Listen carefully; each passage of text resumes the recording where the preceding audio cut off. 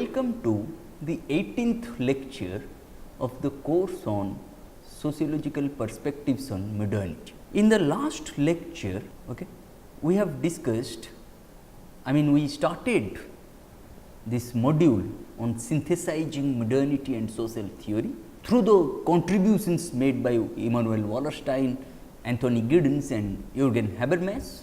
To begin with, we have just started with the works of Immanuel Wallerstein's contributions to the critical modernist paradigm in sociology. We have discussed the modern world system, how Wallerstein's modern world system has been influenced by Karl Marx, the proponents of dependency theory, including André Gunder Frank and French historian Fernand Braudel. And how Wallerstein, even at the time of Cold War, how Wallerstein was anticipating the final North-South conflict, the conflicts between the Northern Hemisphere on the one hand and Southern Hemisphere on the other, how he rejects the notion of a third world, claiming that there is only one world connected by a complex network of economic exchange relationships, that is a world economy or a world system in which the dichotomy of capital and labor and the incessant, the never ending, the endless accumulation of capital by competing agents account for frictions, and this approach is known as the world systems theory. How Wallerstein tried to foreground the problematic of core periphery by bringing about a zone called semi-periphery. There is a fundamental and institutionally stabilized division of labor between core and periphery, while the core has a high level of technological development and manufactures complex products. The role of the periphery is to supply raw materials, agricultural products and cheap labor force for the expanding agents of the core. It is based on international division of labor, it is based on the improved modes of production. And such economic exchange between core and periphery takes place on unequal terms. The periphery is forced to sell its products at low prices, but has to buy the core's products at comparatively high prices. This unequal state, which once established, tends to stabilize itself due to inherent quasi-deterministic constraints, and the way Wallerstein foregrounded that the statuses of core as well as periphery are not mutually exclusive and fixed or given to certain geographical areas. Instead, they are relative to each other and they keep on shifting. There is a zone called semi-periphery, which acts as a periphery to the core and a core to the periphery. And one effect of such expansion of the world system is the continuing commodification of things, including human labor, human individual, human self, and so on. And natural resources, land, labor and human relationships are gradually being stripped of their intrinsic value and turned into commodities in a market which dictates their exchange value. Everything is bought and sold on the market, including human beings, human labor and so on. And the way Wallerstein brought about a critique to Eurocentric structures of knowledge by making a case in favor of subjugated knowledge forms, subjugated forms of knowledge, by arguing that the US is a hegemon in decline. In fact, he mentioned this in 1980 when the second volume of the modern world system was published. He was often mocked for making this claim during the 1990s, especially in the aftermath of the debacle of socialism in the erstwhile USSR. But since the Iraq war, Wallerstein's argument has become more widespread, more popular, and he is more acceptable. And he has also consistently argued that the modern world system has reached its end point. Wallerstein believes that the next 50 years or so will be a period of chaotic instability which will result in a new system, one which may be more or less egalitarian than the present one. In this context, in the present lecture, in this lecture what we are going to discuss, I mean the way Wallerstein's theory has also provoked harsh criticism, not only from neoliberal circles, but also from conservative circles. Neoliberal circles, when I say, I mean those who promote the ideas of liberalization, privatization and globalization, and when I say conservative circles, okay, I mean those who followed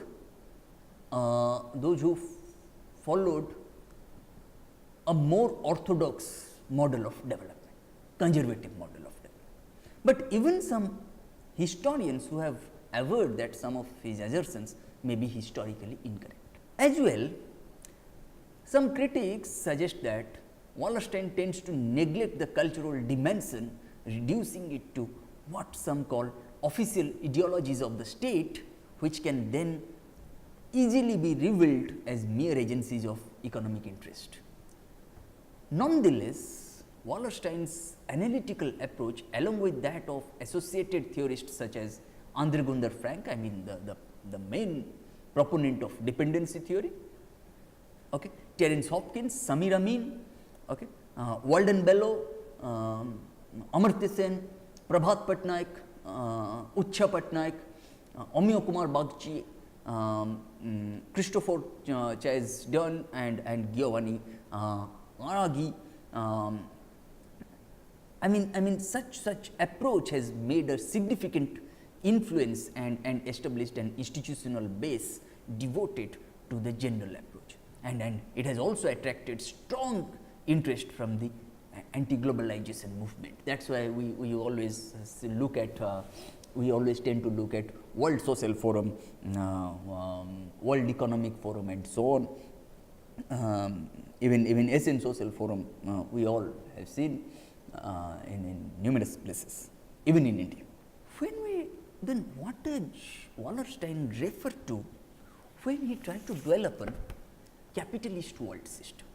The way Wallerstein tried to reflect on the capitalist world system in terms of the dichotomy between labor and capital, in terms of the way world economic development has taken place through various stages, starting with hunting and gathering economy, the slave society, the feudal society and the capitalist society and so on, okay, and the endless accumulation of capital, okay, how capital is labor displacing, okay.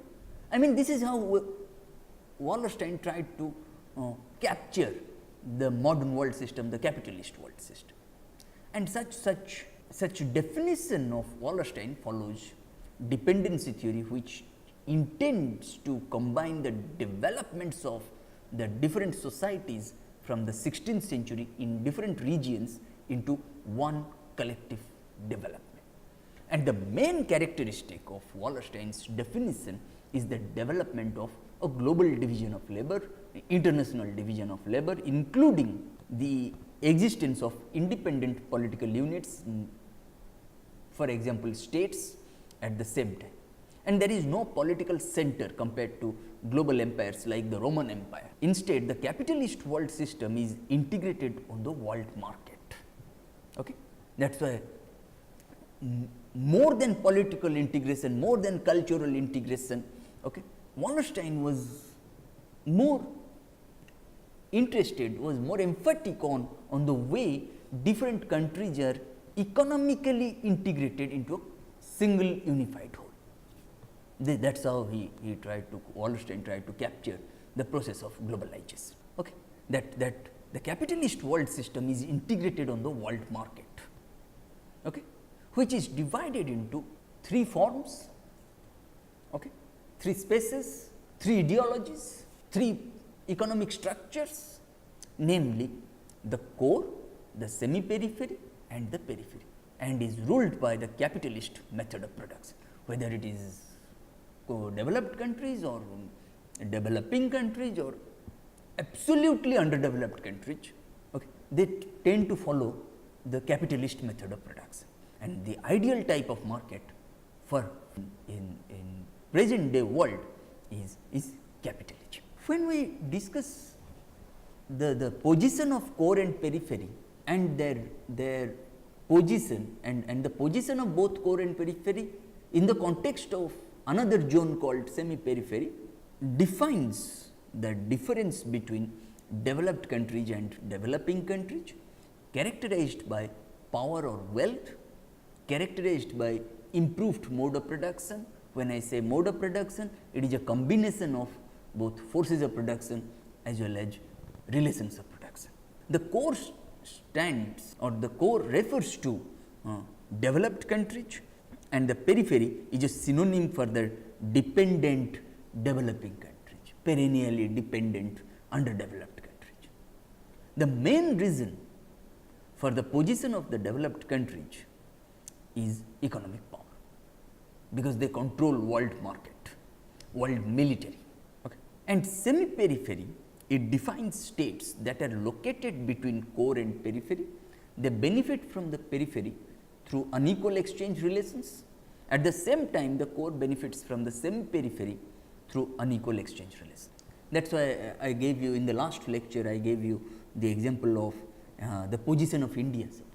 India is a periphery to the European Union, India is a periphery to the United States of America, but India becomes a core to a country like Ghana, African country. Okay. Such unequal exchange relations.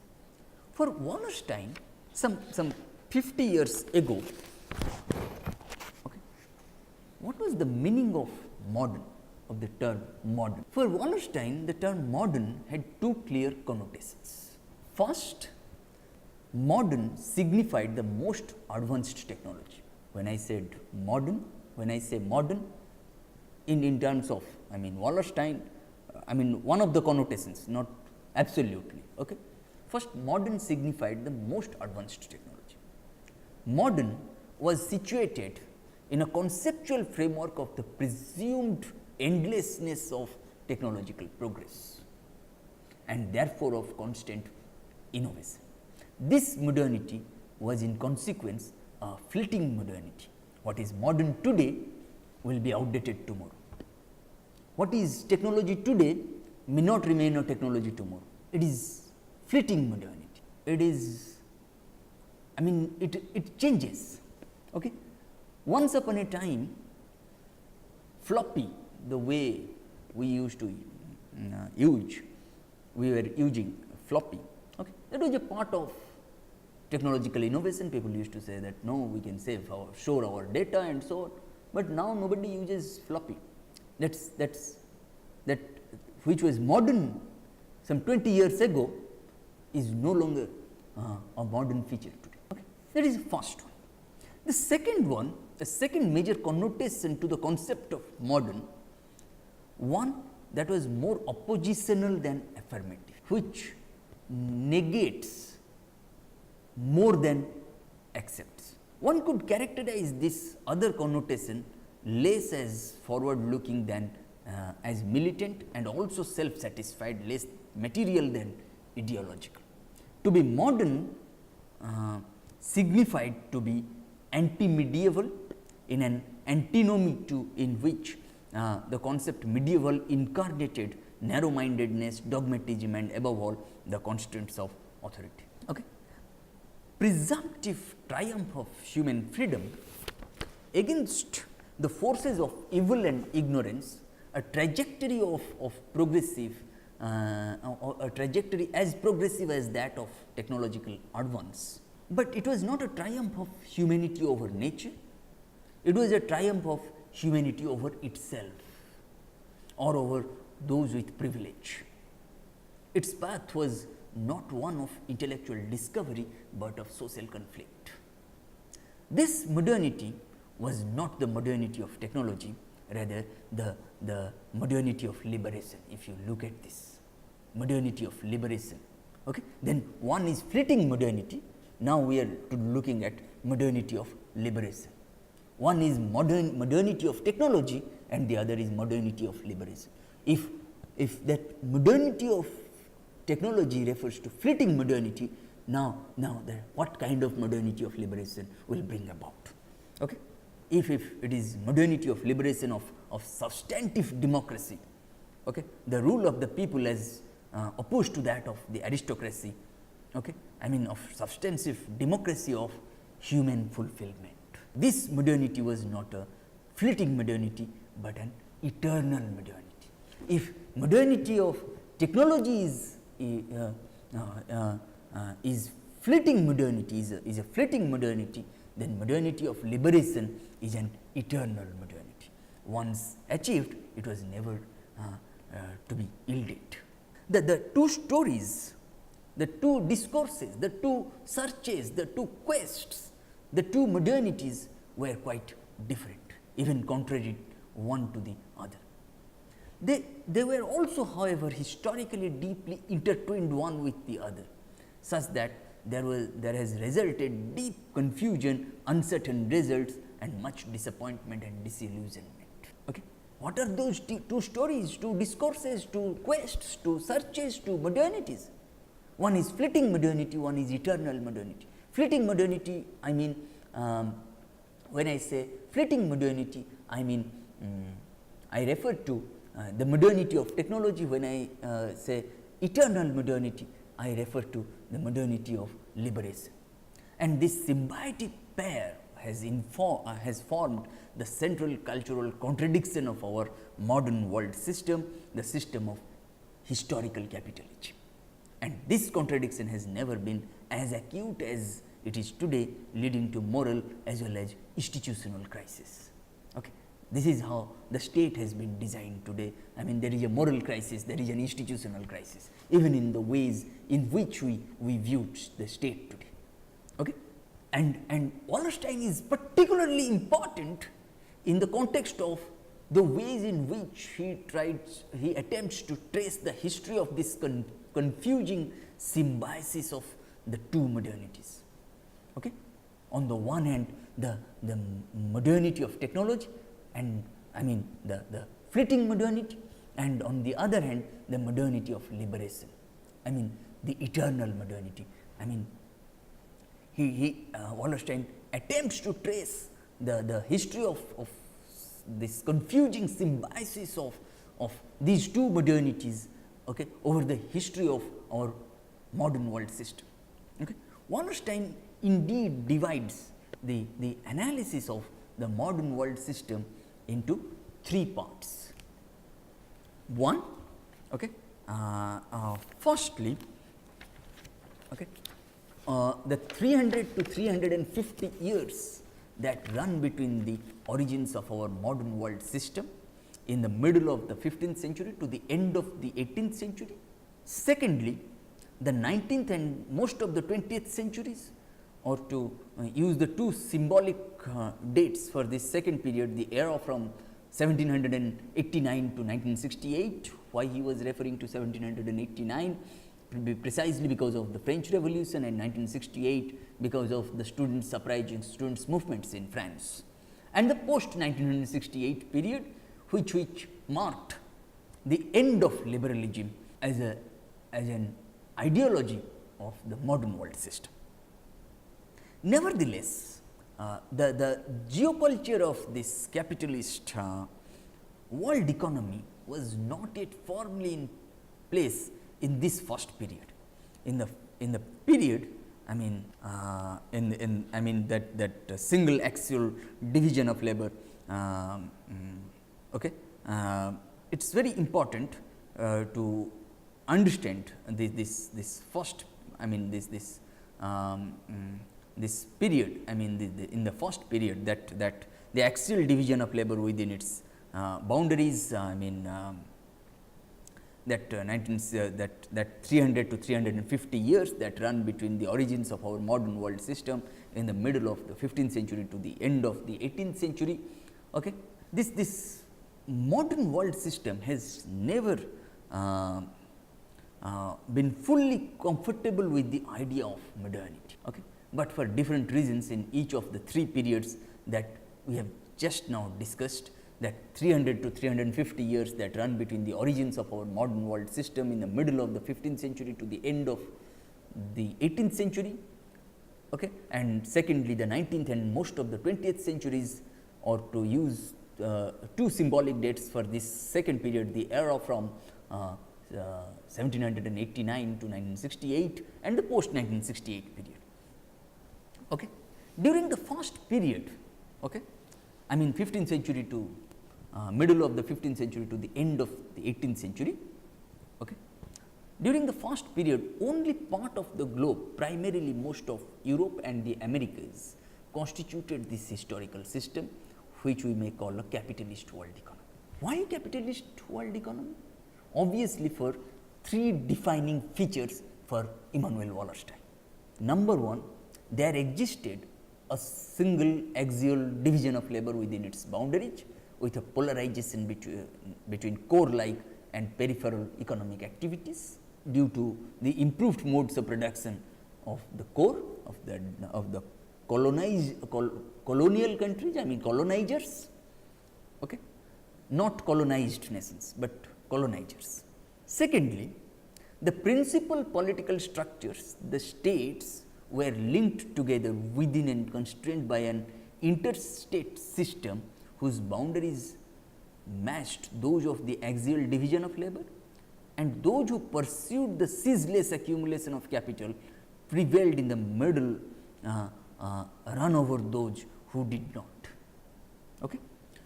Nevertheless, the geoculture of this capitalist world system, world economy, was not yet firmly in place in the first period. Indeed, this was a period in which, for the parts of the world located within the capitalist world economy, there were no clear geocultural norms. There existed no social consensus, even a minimal one, about such fundamental issues as whether the states should be secular or not. I mean, the states will have reasoning capacity or not, in whom the moral location of sovereignty was invested, the legitimacy of partial corporate autonomy of intellectuals, or the social permissibility of multiple religions. If cultural contradictions, okay, if there was any cultural contradiction, it was the capitalist world economy that was functioning economically and politically within a framework, okay, that lacked the necessary geoculture to sustain it and reinforce it. Okay. The overall system thus was maladapted to its own dynamic thrusts. Okay. It may be thought of as uncoordinated or as struggling against itself. The continuing dilemma of the system was geocultural. Okay. It required a major adjustment of if the capitalist world economy were to thrive and expand in the way its internal logic required. And the second period from 1789 to 1968, okay, I mean, it was the French Revolution that forced the issue, not merely for France, but for the modern world system as a whole. Okay. The idea of justice, the idea of liberty, the idea of equality, I mean, they were the hallmarks of the French Revolution: freedom, justice, and so on. The French Revolution, of course, was not an isolated event. It was bounded by the decolonization of the Americas, the settler decolonizations of British North America, Hispanic America and Brazil, the slave revolution of Haiti, and the abortive Native American uprisings such as Tupac Amaru in Peru. The French Revolution connected with and stimulated struggles for liberation of various kinds and nationalisms throughout Europe and around its edges, from Ireland to Russia, from Spain to Egypt. Above all, the French Revolution made it apparent in some ways, for the first time, the modernity of technology and the modernity of liberation were not identical. Fleeting modernity and eternal modernity are not identical. Indeed, it might be said that those who wanted primarily the modernity of technology suddenly took fright at the strength of the advocates of the modernity of liberalism. Okay. Fleeting modernity, the proponents of fleeting modernity suddenly took fright at the strength of the advocates of the eternal modernity. Okay. In the 19th century, core zones, developed countries, capitalist countries, core zones of the capitalist world economy, in the 19th century, okay, liberal ideology translated in itself into three principal objectives. How the aspects of modernity were getting the roots. Okay. One was three principal political objectives. When I say, I refer to the universal suffrage system, universal franchise, okay, the welfare state and national identity, citizens. Okay. The combination of these three, suffrage, welfare state, national identity, the combination of the three, the combination of which liberals hoped, the proponents of liberalism hoped would achieve the objective of appeasing the dangerous classes, which nonetheless ensuring the modernity of technology. Okay. The great ideology of the 19th century, I refer to socialism, accepted the inevitability and desirability of progress. Socialists were suspicious of top-down reform. Okay. They were impatient for the full benefits of modernity, the modernity of technology to be sure, but even more the modernity of liberalism. They suspected quite correctly that the liberals intended liberalism to be limited both in its scope of application and in the persons to whom it was intended to apply. That is why socialism was very important in the context of critical modernist paradigm in sociology. The third phase, the post 1968 phase, in that the world revolution of 1968 flamed up and then subsided, or rather had a profound impact on the geoculture. For 1968 shook the dominance of the liberal ideology in the geoculture of the modern world system. It thereby reopened the questions that the triumph of liberalism in the 19th century had closed out or relegated to the margins of public debate. The dismantling of socialism in the erstwhile USSR and the East European landscape during 1989 and to 1991 obviously requires critical examination, because they were the ones who questioned both these modernities, both these quests of modernity, both these discourses on modernity, both fleeting modernity as well as eternal modernity, both modernity of technology as well as modernity of liberation. And the modernity of technology had transformed the world's social structure in ways that threatened to destabilize the social and economic underpinnings of the capitalist world economy.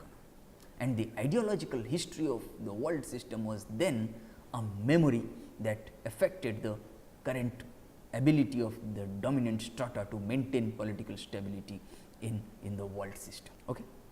For Wallerstein, we must engage in an enormous worldwide multi-log, for the solutions are by no means evident, and those who wish to continue the present under the guises of are very powerful. And for Wallerstein, if it marks the end of modernity, it marks obviously the end of what kind of modernity for Wallerstein. For Wallerstein, let it be the end of false modernity and the onset for the first time of a true modernity of liberation, not the kind of modernity of liberation that the liberals were propounding for.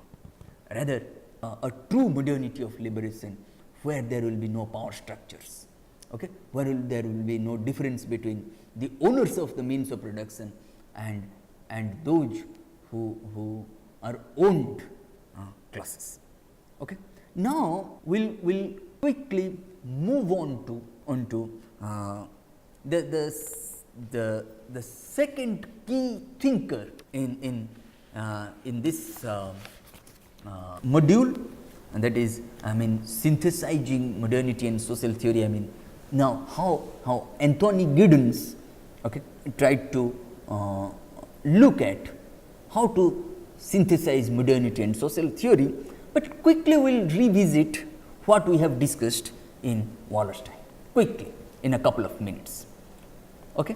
In Wallerstein's reflections on synthesizing modernity and social theory, we have discussed how Wallerstein's the modern world system was influenced by Karl Marx, the proponents of dependency theory, including André Gunder Frank and French historian Fernand Braudel, and how he was very much influenced by the anti-colonial movements in India as well as Africa, a world revolution of 1968 in France, okay, and how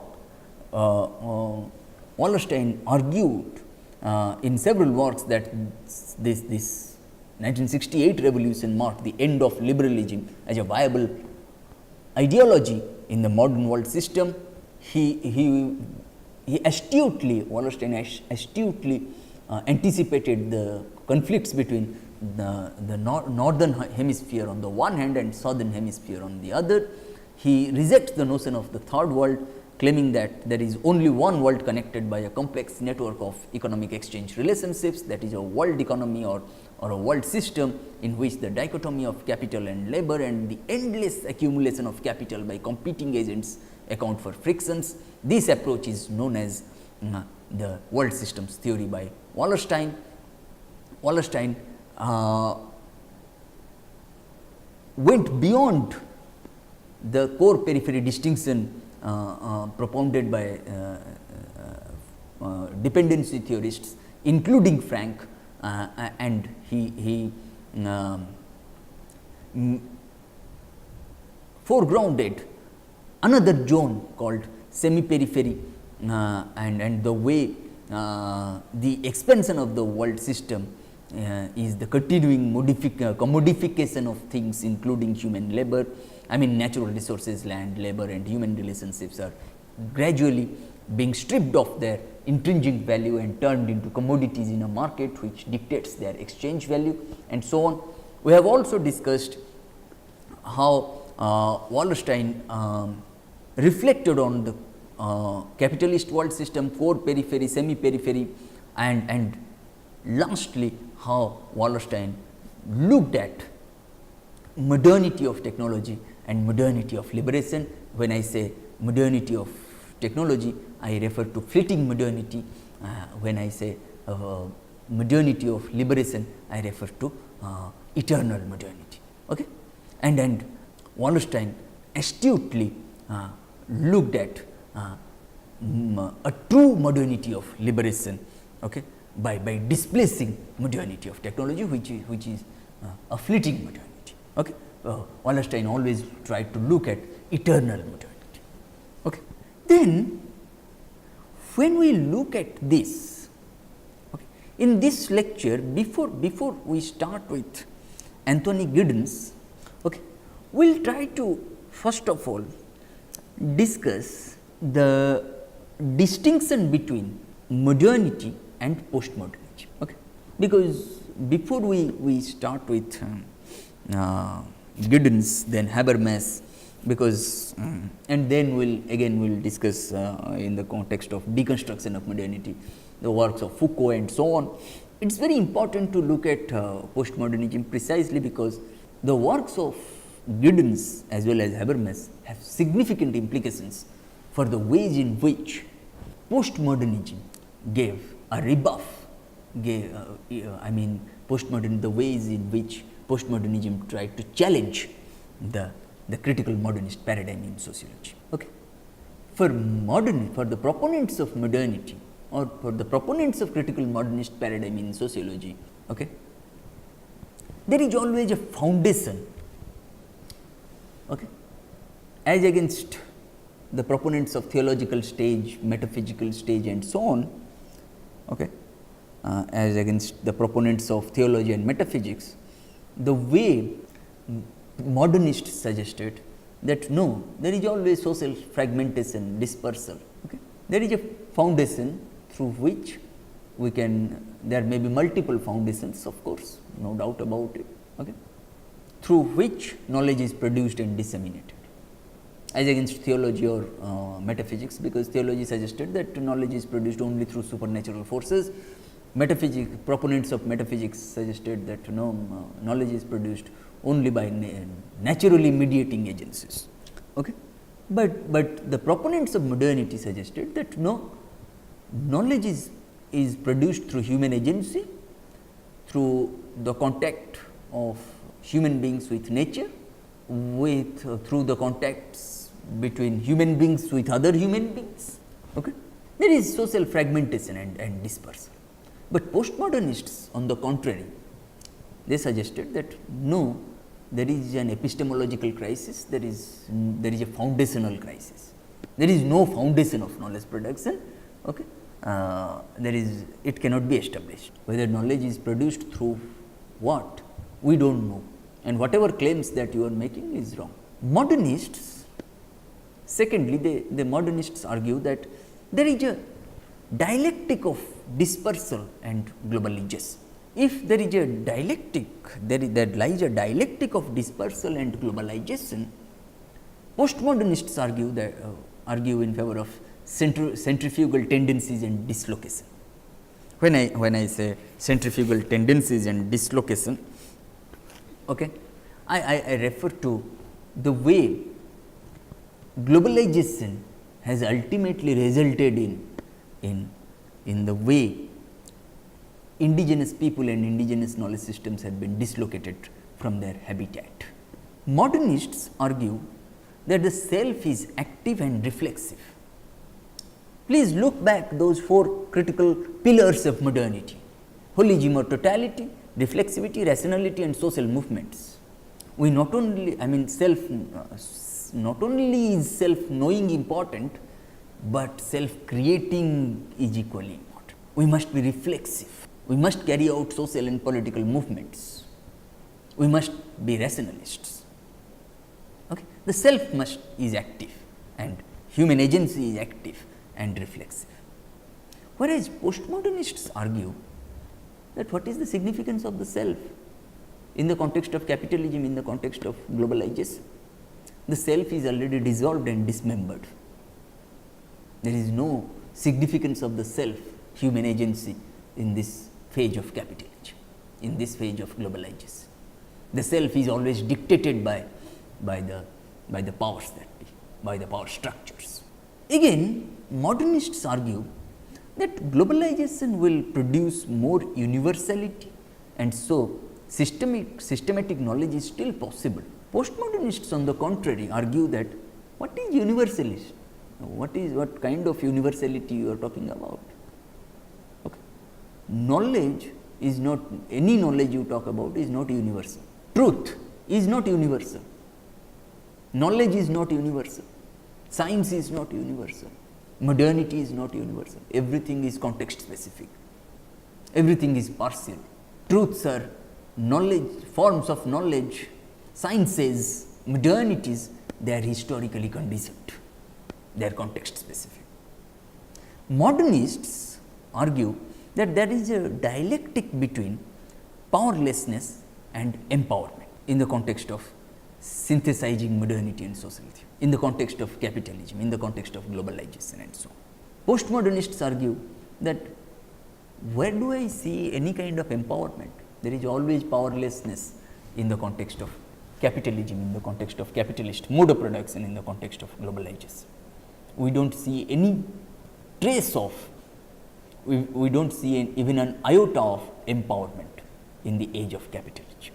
Modernists argue further that our daily life is a complex of reactions to abstract systems. Okay. Whereas postmodernists argue that no, daily life is not a complex of reactions to abstract systems, rather our daily life is replaced by abstract systems. we always talk about our economic life, political life and so on. There is no abstract system operational in our daily life. That is the argument of postmodernists. Modernists further argue that in capitalist mode of production, in globalized world, coordinated political action, organized political action, carrying out social and political movements is both possible as well as necessary. Postmodernists on this count, they agree to some extent. They say for postmodernists, yes, coordinated political action, carrying out organized social and political movements is necessary, no doubt about it, but is not possible. Political action is impossible because of contextuality, because postmodernists reject the idea of epistemology, foundation, the individual, the self, okay, ethics, okay, and universality. For modernists, what is postmodernity? For modernists, postmodernity implies moving beyond modernity, maybe from capitalism to socialism, from this kind of life to a good life and so on. But for postmodernists, this is not moving beyond modernity. For postmodernists, postmodernity marks the end of epistemology, the end of foundation, the end of universality, the end of the individual, the end of ethics. This is very important. When we look at this, that the distinction between modernity and postmodernism, I mean such distinctions between modernity and postmodernism have significant implications for the ways in which we are going to look at the contributions of Anthony Giddens to start with, and subsequently the contributions of Jürgen Habermas subsequently assume greater significance. The implications of such distinctions assume greater significance in the context of the contributions made by Giddens and Habermas. Okay. In the next lecture, we are going to start with Giddens. Okay. Then, I mean, in Giddens we will discuss structuration theory. I mean, the relationship with duality of the structure. Okay. But when then we will also discuss time space distanciation and so on. But when we discuss these such distinctions between modernity and postmodernism, okay, there is a difference. Okay, difference in the sense, I just anyway, this is not a part of this course, but I will just tell you very quickly. You can those who want to do further studies on these theories, social political theories, can look at this. Okay, suppose Jacques Derrida. Okay, Derrida was a French, philosopher, linguist, sociologist, and so on. Okay. He coined the term difference, not difference. Okay. Difference. Okay. It is a central concept in Derrida's deconstruction, a critical outlook concerned with the relationship between text and meaning. Postmodernists also look at the relationship between text and meaning. Okay. Not that they try to cull out meaning from the text. No. What is the relationship between the text and meaning? Difference, not difference, difference also refers to conceptual differentiation between differentiation and deferral of or postponing of meaning in processes of signification. What is signifier? What is signified? We will discuss these things later. Difference hence refers simultaneously to the entire configuration of its meanings. Okay. Postmodernists also look at those things, the relationship between text and meaning. Okay. Then in this lecture we have covered the entire contributions of contributions made by Immanuel Wallerstein and the distinction between modernity and postmodernism, and such distinctions between modernity and postmodernism, as I have told you earlier, that have significant implications for the ways in which Anthony Giddens and Jürgen Habermas have attempted to reflect on synthesizing modernity and social theory. Okay? In the next lecture, we are going to discuss Giddens' contributions to the whole debate on how to synthesize modernity and social theory. Thank you.